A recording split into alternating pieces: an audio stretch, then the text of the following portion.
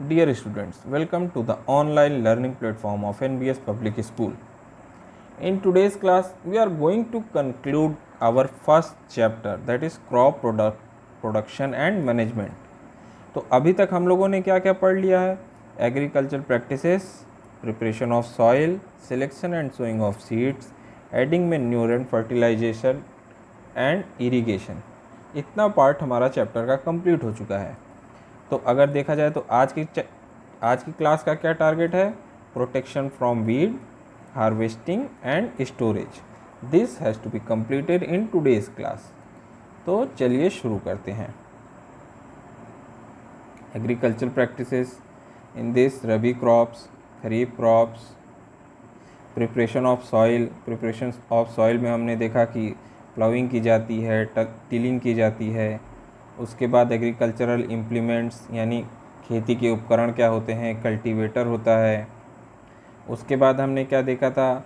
Sowing of seeds के दो type, manual sowing seed drill की हेल्प से, इसके बाद सोइंग का ट्रांसप्लांटेशन मेथड, इसके बाद adding manure and fertilizer, crop rotation. उसके बाद हमारा इरिगेशन के मेथड्स यानी ट्रेडिशनल मेथड जिसमें मोट, चेन पम्प, फॉरो, ढेकली, रहट एट्सेट्रा। उसके बाद मॉडर्न मेथड में स्प्रिंकल सिस्टम, ड्रिप सिस्टम। इतना हमारा कंप्लीट हो चुका है। तो आज की क्लास का क्या टारगेट है? आज चलिए शुरू करते हैं। सबसे पहले प्रोटेक्शन फ्रॉम वीड्स का मतलब होता है खरपतवार। अब इसको हम कैसे समझ सकते हैं कि कुछ पेड़ तो हम जो फसल किसान लगाता है वो होता है, इसके अलावा कुछ अनवांटेड प्लांट भी ग्रो कर जाते हैं जो कि फार्मर की फसल के लिए नुकसानदेह होते हैं। उन्हीं को क्या कहा जाता है? वीड्स कहा जाता है। ठीक है, चलिए। Sometimes undesirable plants called weeds naturally grow along with the main crop. Sometimes कुछ समय अनडिज़ायरेबल यानी अवांछित, जिसकी हमें इच्छा नहीं होती है। जैसे कि हम लोग चावल की फसल लगाए या गेहूं की फसल लगाए तो उसमें चावल या गेहूं के अलावा और भी कई सारे प्लांट उगाते हैं। उन्हीं को क्या कहा जाता है? उन्हीं को वीड कहा जाता है। और ये नेचुरली ग्रो करते हैं along with the main crop के साथ ही। तो ऐसे प्लांट जो मेन क्रॉप के साथ ही नेचुरली ग्रो करते हैं लेकिन जिसकी हमें ज़रूरत नहीं होती है, उसे ही क्या कहा जाता है? वीड कहा जाता है। These weeds need to be removed as they start competing with the crops for air, sunlight, water, space and nutrients. अब these weeds need to be removed. In weeds को, इन खरपतवार को हमें हटा देना चाहिए। क्यों? As they start competing, क्योंकि वो कंपटीशन शुरू कर देते हैं। किस चीज़ के लिए? With the main crop, main फसल के साथ, मुख्य फसल जो हमारी है उसके साथ कंपटीशन शुरू कर देते हैं। किस लिए? कि उन्हें भी एयर चाहिए, सनलाइट चाहिए, वाटर चाहिए, स्पेस यानी कि जगह चाहिए और न्यूट्रिएंट्स चाहिए, न्यूट्रिएंट सॉइल से चाहिए। तो अगर ये सारी चीज़ें खरपतवार ही ले लेंगे तो मुख्य फसल में कमी हो जाएगी। इसीलिए हमें इन सबको हटा देना चाहिए। The process of removing weed from the field is known as weeding. वही लिखा है, वो प्रक्रिया, the process of removing weed को हटाने की प्रक्रिया को ही वीडिंग कहा जाता है। Examples of some weeds are, अब वीड्स के एग्जाम्पल दिए गए हैं जैसे ग्रास यानी कि घास। आप देखिए आपके घर में या अगल बगल भी घास उगाती है तो उसको हम काट के हटा देते हैं। अमरनाथ, बथुआ, वाइल्ड ओट, ये सब क्या हैं? वीड्स के टाइप हैं। Farmers use different methods to remove weeds. अब फार्मर जो होता है वो किसान अलग अलग प्रकार के मेथड यानी तरीके अपनाता है। किस चीज़ के? वीड को हटाने के। Tilling before sowing seeds help in uprooting and killing the weeds. Tilling का मतलब हम लोग समझ गए थे ना, मिट्टी को उलटना पलटना।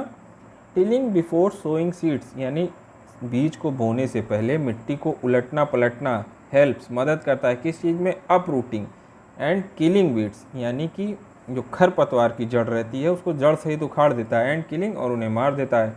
तो एक तरीका ये हो गया, क्या हो गया? टिलिंग हो गया एक तरीका। दूसरा, they dry up and mix with the soil. अब जब वो बाहर निकल आएंगे तो वो सूख जाएंगे और मिट्टी से मिल जाएंगे।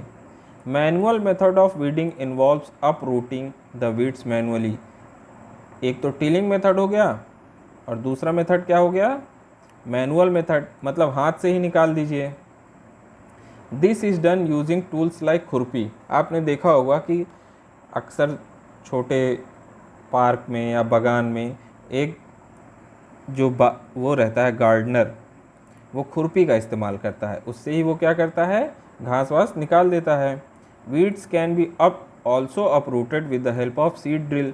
सीड ड्रिल की हेल्प से भी वीड को निकाला जा सकता है। चलिए आगे देखते हैं। Weeds are also controlled with the help of chemicals. अब ऊपर वाला तो मैनुअल मेथड हो गया, अब क्या लिखा है, weeds are also controlled with the help of chemicals called weedicides. यानी कि वीड्स को केमिकल की मदद से भी उसको कंट्रोल किया जा सकता है, और उन्हीं केमिकल्स को क्या कहा जाता है, वीडीसाइड्स कहा जाता है। Weedicides destroy the weeds without affecting the crop. अब जो वीडीसाइड्स होते हैं वो क्रॉप को बिना ही प्रभाव पहुंचाए, बिना हानि या नुकसान पहुंचाए वीड्स को ख़त्म कर देते हैं। ठीक है, ये दिया है उसका नाम metolachlor 2,4-D, dalapon, butachlor and some of commonly used weedicides. तो ये सब वीडीसाइड्स के नॉर्मल इस्तेमाल हैं जो हम लोग इस्तेमाल करते हैं। अब देखिए यहाँ पे एक किसान है, ये इसके पीछे कुछ बंधा हुआ है और आगे ये यहाँ से स्प्रे कर रहा है। तो ये क्या, स्प्रेइंग वीडीसाइड्स। ये वीडीसाइड को खरपतवार नाशक को पूरे खेत में स्प्रे कर देगा, जिससे हमारे वीड्स हट जाएंगे। ठीक है, weedicides are diluted with water and spread on the plants by water sprayer. वही जो यहाँ कर रहा है वही ये लिखा है कि वीडीसाइड्स को डाइल्यूट कर लिया जाता है, हल्का कर लिया जाता है, किसकी मदद से, पानी की मदद से, एंड स्प्रेड, और उसे स्प्रे कर दिया जाता है कहाँ पे, प्लांट के ऊपर। Weeding is carried out before plants produce flowers and fruits. अब देखिए ये एक इम्पॉर्टेंट प्रक्रिया ये है कि वीडिंग यानी ये जो केमिकल का छिड़काव हो रहा है इसको कब करना चाहिए, is carried out before plants produce flowers and fruit. जो हमारी फसल है उसमें फूल या फल आने से पहले ही ये प्रक्रिया हमें पूरी कर लेनी चाहिए। ठीक है, स्प्रेइंग ऑफ वीडीसाइड्स में adversely effect the health of farmer if he accidentally comes in contact with these chemicals. अब ये है तो केमिकल ही, खरपतवारनाशी, अगर ये किसान एक्सीडेंटली यानी गलती से इसके क्या होता है, अगर किसान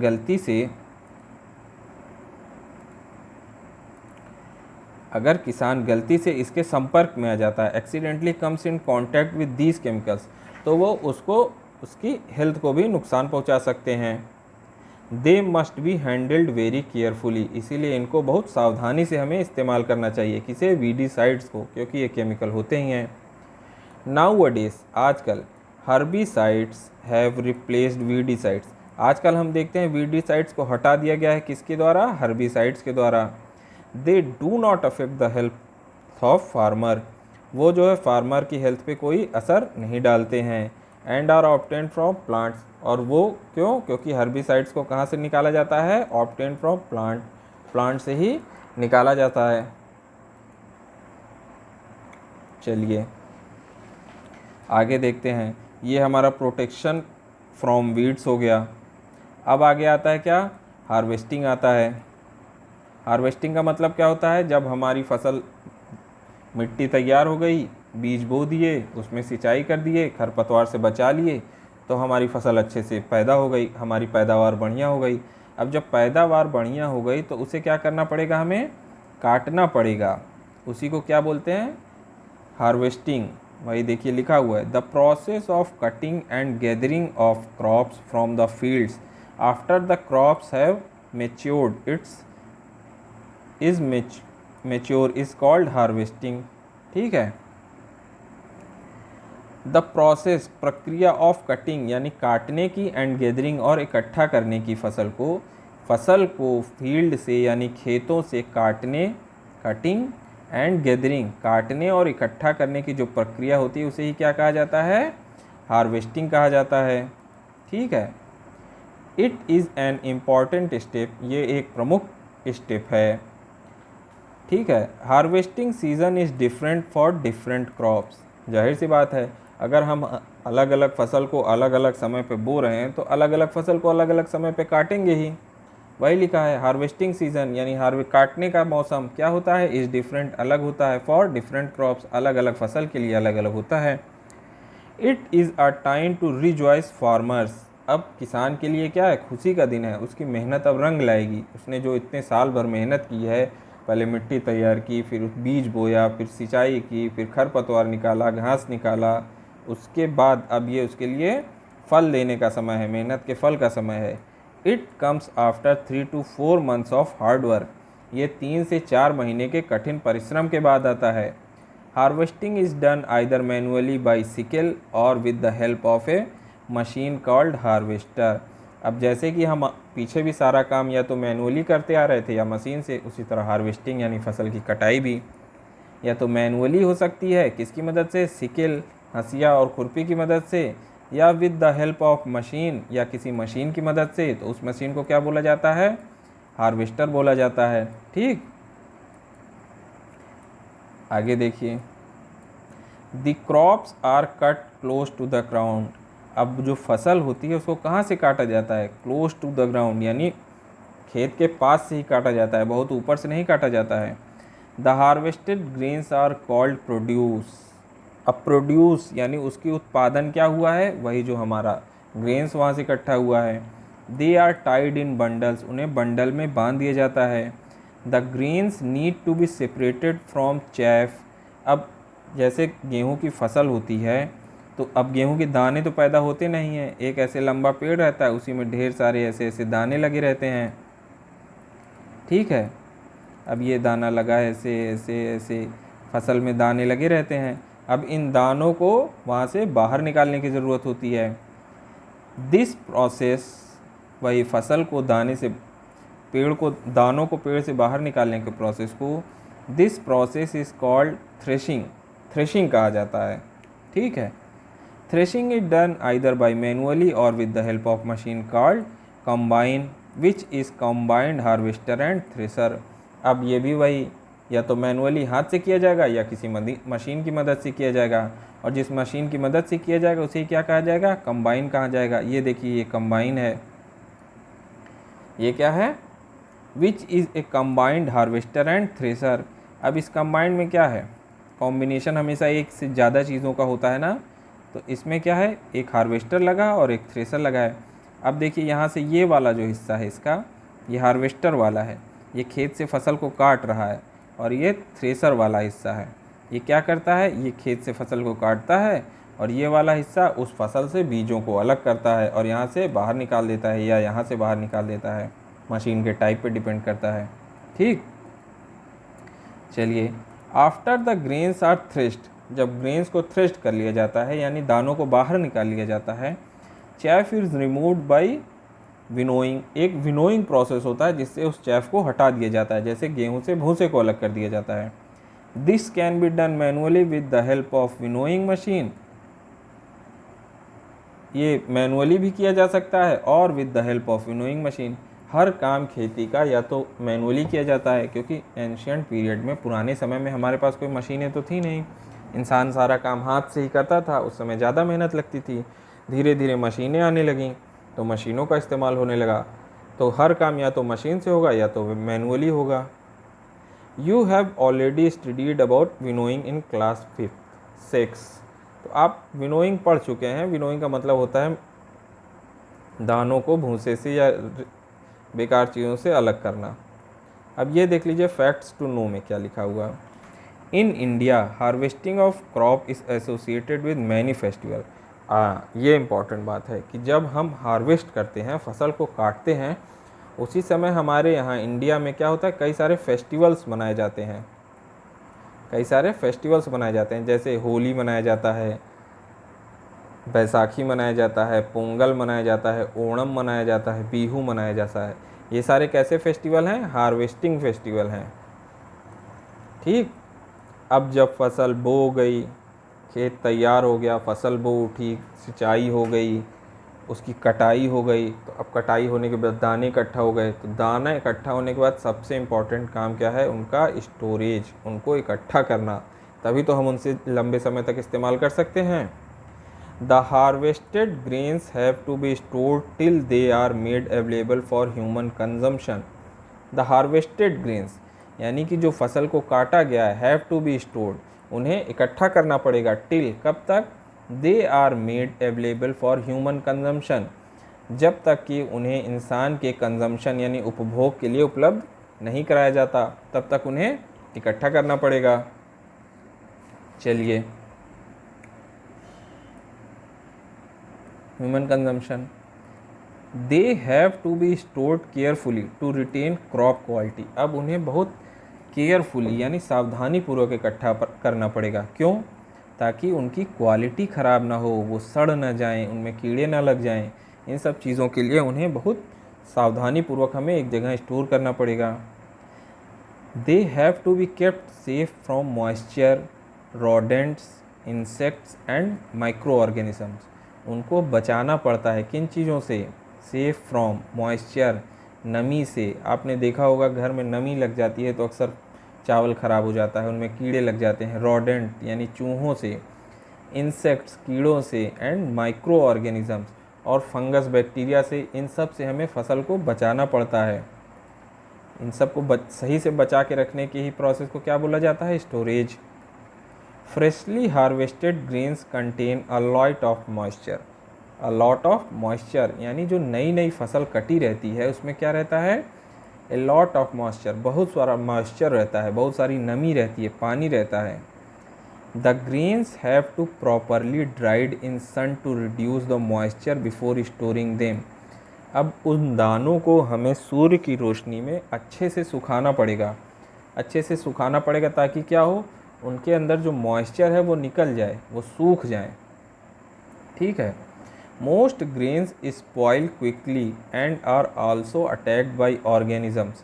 बहुत सारे दाने जो हैं स्पॉइल क्विकली यानी जल्दी ख़राब हो जाते हैं। And are also attacked by organisms, और बहुत सारे कीड़े मकोड़े, ऑर्गेनिज्म बने जीव जंतु उन पर अटैक कर सकते हैं, हमला कर सकते हैं। दस लूजिंग देयर जर्मिनेशन कैपेसिटी। तो क्या होगा अगर दानों के ऊपर कीड़े मकोड़े हमला करेंगे तो उनकी जर्मिनेशन कैपेसिटी ख़राब हो जाएगी, उनकी क्वालिटी ख़राब हो जाएगी।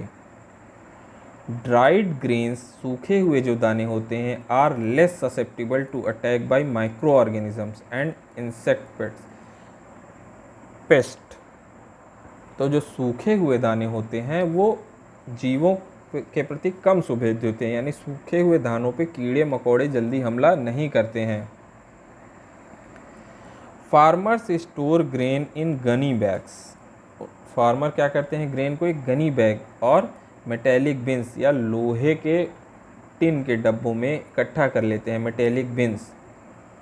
Bulk storage of grains is done in silos और ग्रेनरीज। अब कहीं बहुत ज़्यादा अनाज इकट्ठा हो गया तो सबको तो छोटे छोटे मेटेलिक बिन्स में भर के रख नहीं सकते हैं, तो उन्हें कहाँ इकट्ठा किया जाता है? सिलोज या ग्रेनरीज में। अब ये देखिए आपका ये सिलोज या ग्रेनरी बना हुआ है, ये सारे बोरे बने हुए हैं, इनमें अनाज भरे, उसके बाद इनको ऐसे इकट्ठा किए, फिर ऊपर से प्लास्टिक से ढक दिए ताकि पानी वानी बरसेगा तो बाहर निकल जाएगा। ठीक है। This protects them from attack of paste. ये जो इनको सिलोज या ग्रेनरीज में हम इकट्ठा करते हैं, ये बचाता है उनको, किसको? फसल को। किससे? फ्रॉम अटैक ऑफ पेस्ट यानी कीड़े मकोड़ों के आक्रमण से उन्हें बचाता है। अब देखिए एट होम, घर पे क्या होता है? अब वो था, ये देख लीजिए आप, ये क्या है? ये सिलोज बना हुआ है, ये सिलोज है, और ये क्या है? ये ग्रेनरी है। ये दो मेथड हैं इनको इकट्ठा करने के। ठीक है। एट होम, घर पे क्या होता है? ड्राइड नीम लीव्स, नीम की जो सूखी हुई पत्तियां होती हैं, are used to store food grains. उनको हम जो हमारे खाने के दाने होते हैं जैसे चावल या गेहूँ, उसमें नीम की सूखी हुई पत्तियां डाल देते हैं। तो नीम की सूखी हुई पत्तियां डालने से क्या होता है? उसमें कीड़े नहीं लगते हैं। Large quantity of grains have to be stored safely so as to last till next harvest. अब देखिए, अब एक बार अगर गेहूँ पैदा हो गया तब तो अगले साल ही पैदा होगा, तो हमारी जो फसल हुई है जो पैदा हुई है उसको हमें क्या होगा, अगले साल तक बचा के रखना होगा। नहीं तो पता लगा 3 महीने में 4 महीने में फसल ख़राब हो गई, गेहूँ सब खराब हो गया, तो हम खाएंगे क्या। इसलिए उसको नेक्स्ट हार्वेस्ट यानी अगली कटाई तक हमें क्या करना पड़ता है, बचा के रखना पड़ता है। The humidity level is also controlled in silos and granaries to prevent the growth of microbes. अब ह्यूमिडिटी लेवल यानी नमी का स्तर भी कंट्रोल यानी कंट्रोल किया जाता है उसको, कहाँ पे, सिलोज एंड ग्रेनरीज में, जिससे कि क्या हो, ग्रोथ ऑफ माइक्रो ऑर्गेनिज्म, ये फंगस बैक्टीरिया के ग्रोथ से बचा जा सके। ठीक है, चलिए अब हमारा लास्ट टॉपिक आता है इस चैप्टर का, food from animals. We obtain many food items from animals. अभी तक हमने क्या देखा था, क्रॉप प्रोडक्शन यानी कि जो हमें मिट्टी से खाने की चीज़ें मिलती थी, खेत में जो पैदा होता था, चावल गेहूँ, उनका क्या तरीका था। सबसे पहले हम क्या करते थे, प्रिपरेशन ऑफ सॉइल करते थे, यानी खेत को तैयार करते थे। उसके बाद हम लोग क्या करते थे, उसके बाद हम लोग करते थे selection of sowing of seeds, यानी कि बीज हमें कौन से बोने हैं वो हम चुनते थे। उसके बाद क्या करते थे, उसमें खाद मिलाते थे, फिर क्या उसकी सिंचाई की, फिर क्या उनमें से खरपतवार निकाला, फिर क्या उसकी हार्वेस्टिंग कर लिए, और हार्वेस्टिंग करने के बाद स्टोरेज कर लिए, ये हो गया। अब इसके अलावा देखिए, हम केवल यही सब तो खाते नहीं हैं, हम कुछ ऐसे भी पदार्थ खाते हैं जो हमें एनिमल्स से मिलते हैं। तो फूड फ्रॉम एनिमल्स, एनिमल्स से हमें खाने की क्या क्या चीज़ें मिलती हैं। We obtain many food items from animals, हमें खाने की बहुत सारी चीज़ें जानवरों से मिलती हैं। अब देखिए, animal give us milk, egg, meat etcetera. Animal हमें क्या क्या देता है, एनिमल गिव्स अस, एनिमल्स हमें देते हैं क्या, दूध, अंडे, meat etcetera. Milk in turn is use to prepare a number of products. अब देखिए, दूध तो हमें जानवर या गाय, दूध तो हमें गाय दे दी, अब दूध से हम बहुत सारी चीज़ें बनाते हैं, जैसे milk in turn use to prepare a number of products. उसके बाद दूध से भी बहुत सारी चीज़ें बनती है, जैसे लाइक बटर, बटर मतलब मक्खन, घी बनता है, कर्ड यानी कि दही बनती है, चीज़ बनता है, इसके अलावा पनीर बनता है और छाछ बनती है, बहुत सारी चीज़ें बनती रहती हैं। Fishes are also consumed by human beings, मछलियाँ भी कुछ लोग खाना पसंद करते हैं, तो वो भी हमें जानवरों से मिलती है। Rearing of animal on a large scale for food और other needs is called animal husbandry. अब जैसे कि हम लोग फसल उगाते हैं, वैसे कि ही हम लोग जानवरों का पालन भी करते हैं, रियरिंग करते हैं। जैसे मुर्गी पालन कर लिए, एक जगह आपने देखा होगा बहुत सारी मुर्गियां हैं, अब मुर्गी पालना उसका शौक़ नहीं है, वो उसे बाज़ार में बेच के उससे पैसा कमाएगा। जैसे किसान फसल बेच के पैसा कमाता है, गेहूँ चावल बेच के पैसा कमाता है, वैसे ही कुछ लोग मुर्गियाँ बेच के पैसे कमाएंगे, अंडे बेच के पैसे कमाएंगे। तो उस प्रोसेस को क्या बोला जाता है, animal husbandry. Animals reared both at homes और in farms have to be provided with proper food, shelter and care. अब जो जानवरों को पाला जाता है बेचने के लिए, पैसे कमाने के लिए, ठीक है, बोथ एट होम और इन फार्म्स, चाहे घर पर हो चाहे फार्म में हो, हैव टू प्रोवाइडेड, उन्हें प्रदान करना पड़ेगा क्या, विथ प्रॉपर फूड यानी उचित खाना, शेल्टर यानी कि छत, उनको रहने के लिए छत भी चाहिए, एंड केयर, और उनकी हमें उचित देखभाल भी करनी पड़ेगी।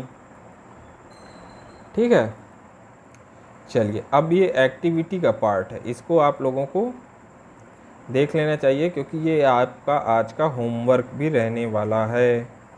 कंप्लीट द टेबल, ये टेबल आपको कंप्लीट करनी है। ये लिखा है फूड और इधर लिखा है सोर्स। जैसे मीट, मीट हमें कहाँ से मिलता है, मीट हमें या तो चिकन से मिलता है या गोट से मिलता है, ये प्लस का मार्क हटा दीजिए, कॉमा लगा लीजिए, या चिकन से मिलता है या गोट से मिलता है, ठीक है, या फिश से मिलता है। इसी प्रकार एग हमें कहाँ से मिलता है, एग हमें hen से मिलता है। हनी हमें हनी बी देती है। मिल्क हमें काऊ से मिलता है, बफेलो से मिलता है, ठीक है। अब ये मत लिख दीजिएगा कि मिल्क हमें कहाँ से मिलता है, मिल्क हमें अमूल से मिलता है, तो अमूल से नहीं मिलता है मिल्क, मिल्क हमें काऊ से मिलता है, ठीक है। तब देखिए चैप्टर तो यहाँ पर आपका ख़त्म होता है। ठीक, अब उसमें कुछ इम्पॉर्टेंट कीवर्ड्स है जो हमें जान लेने चाहिए। कीवर्ड्स, सबसे पहले क्रॉप। क्रॉप की डिफिनीशन क्या है? Any plant grown on a large scale eight a particular place. किसी एक स्थान पर किसी भी फसल को बड़ी मात्रा में उगाने को ही क्रॉप कहते हैं। एग्रीकल्चर, खेती क्या है? The branch of science which deals with method of food production.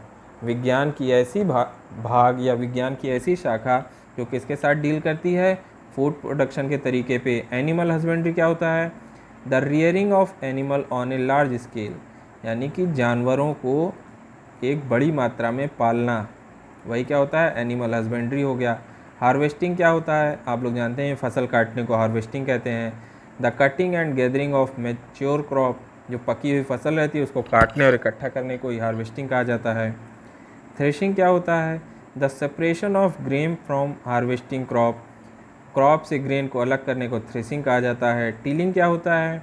The process of loosening and turning soil, मिट्टी को अलटना पलटना और ढीला करना, उसी को क्या बोला जाता है? टीलिंग बोला जाता है। अब ये आता है आपका कॉन्सेप्ट मैप।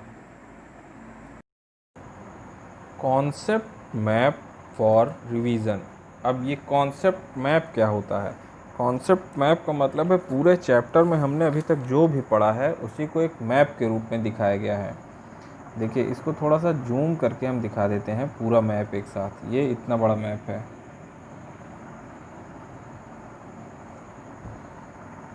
ये इतना बड़ा मैप है, ये इतना बड़ा मैप है, ये हमें पढ़ना है।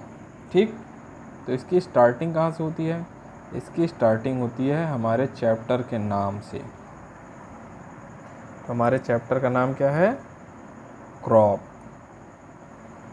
ठीक, plant of the same kind grown at one place on large scale. Plant of the same kind यानी एक जैसे पौधों को एक जगह बड़ी मात्रा में उगाने को ही क्या कहते हैं? क्रॉप। अब नंबर 1 पे क्या है? काइंड। प्लांट के काइंड क्या क्या है? पहला क्या है? रबी। दूसरा क्या है? खरीफ है। रबी क्या है? ये लिखा हुआ है ग्रोन इन विंटर सीजन, और उसका एग्जाम्पल है क्या है? वीट और ग्राम। और खरीफ क्या लिखा है? ग्रोन इन समर सीजन, और उसका एग्जाम्पल क्या है? राइस और मेज़ है। ठीक, 1 नंबर पे ये हो गया। क्रॉप की ये डिफिनीशन हो गई। और क्रॉप डिपेंड किस पे करती है?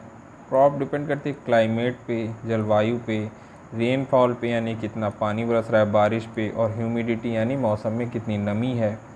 ये हो गया क्रॉप। नंबर 1 इसका काइंड। नंबर 2 पे क्या आएगा? For growing crop a farmer has to perform many activities. ये जो हमारा मेन चैप्टर था। ठीक है, तो अब नंबर 2 पे क्या आ गया? Agriculture practices. Agriculture practices include क्या है? Preparation of soil, it includes tilling और प्लविंग, सोइंग मतलब बीज बोना, डन आइदर मैनुअली और मैकेनिकली यूजिंग सीड ड्रिल। उसके बाद क्या है? Manure and fertiliser. Manure and fertiliser मतलब खाद और जो हमारा कंपोस्ट होता है, एडेड टू सॉइल, मिट्टी में मिलाया जाता है, for healthy growth of plant, plant के एक हेल्दी ग्रोथ के लिए। उसके बाद क्या है? इरिगेशन है, सिंचाई, सप्लाई ऑफ वाटर। सिंचाई का मतलब वाटर देना, किसको? पानी पहुंचाना, किसको? क्रॉप्स को यानी फसल को एक निश्चित अंतराल पे। ठीक है, अब इसके मेथड देख लेते हैं। इरिगेशन के मेथड्स। ठीक, मेथड्स में क्या क्या है? एक ट्रेडिशनल मेथड है, एक मॉडर्न मेथड है। ट्रेडिशनल मेथड में आता है मोट, चेन पैम, फरो, ढेकली, रहट, ये सब क्या है? ट्रेडिशनल मेथड है। वहीं मॉडर्न में क्या है? स्प्रिंकल और ड्रिप है। अब इधर क्या है? सोर्स ऑफ इरिगेशन, यानी पानी हम लेंगे कहाँ से? ट्यूबवेल से लेंगे, कैनाल से लेंगे, और वेल से लेंगे यानी कुओं से लेंगे। ठीक, तो हम लोग इरिगेशन तक देख लिए हैं। इरिगेशन के बाद है प्रोटेक्शन फ्रॉम वीड्स, यानी खरपतवार से सुरक्षा। ये क्या है? Done with the help of weedicide की मदद से की जाती है। हार्वेस्टिंग मतलब फसल को काटना। Process of cutting of crop after it is mature. जब फसल पक जाती है, बढ़ जाती है, तो उसे काटना ही क्या कहलाता है? हार्वेस्टिंग कहलाता है। हार्वेस्टिंग के बाद क्या करते हैं? स्टोरेज।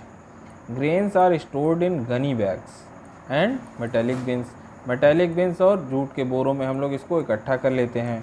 अब नंबर 2 पे क्या था हमारा? Agriculture practices. ठीक, नंबर 2 पर एग्रीकल्चर प्रैक्टिसेस था।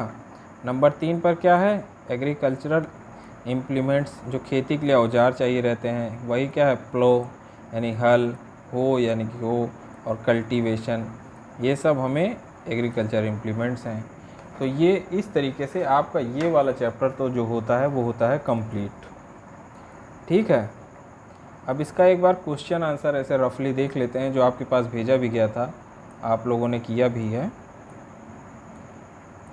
ओरल क्वेश्चन देखिए, give 3 examples of rabi crop. Rabi crop के 3 एग्जाम्पल देना है, ये आप लोग बोलिए। चलिए बोलिए रबी क्रॉप के 3 एग्जाम्पल, नंबर 1, नंबर 2 और नंबर 3।